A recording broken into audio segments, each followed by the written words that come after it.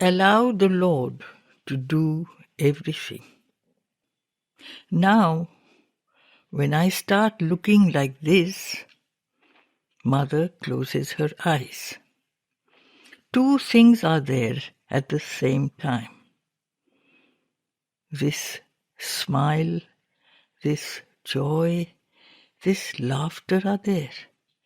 And such peace, such full, luminous, total peace, in which there are no more conflicts, no more contradictions. There are no more conflicts. It is one single luminous harmony. And yet, everything we call error, suffering, misery, everything is there. It eliminates nothing. It is another way of seeing. Long silence. There can be no doubt that if you sincerely want to get out of it, it is not so difficult after all. You have nothing to do. You only have to allow the Lord to do everything. And if He does everything, He does everything. It is so wonderful. So wonderful. He takes anything, even what we call a very ordinary intelligence, and He simply teaches you to put this intelligence aside, to rest. There, be quiet, don't stir, don't bother me, I don't need you. Then a door opens. You don't even feel that you have to open it. It is wide open. You are taken over to the other side. All that is done by someone else, not you. And then the other way becomes impossible.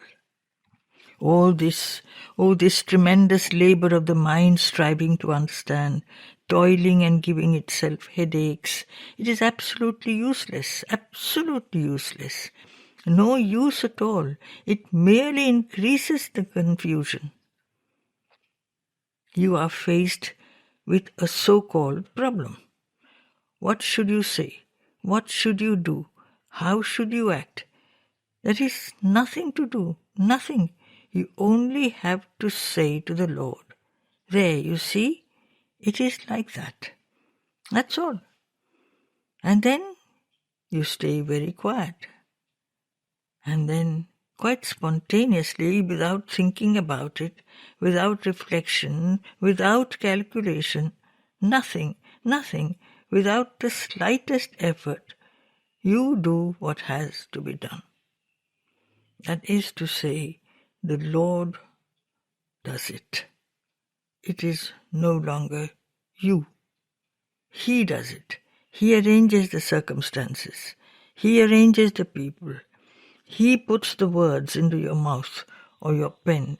He does everything, everything, everything, everything. Everything. You have nothing more to do but to allow yourself to live blissfully. I am more and more convinced that people do not really want it. But clearing the ground is difficult. The work of clearing the ground beforehand. But you don't even need to do it. He does it for you. But they are constantly breaking in. The old consciousness, the old thoughts. Yes, they try to come in again by habit. You only have to say, Lord, you see, it is like that. That's all. Lord, you see.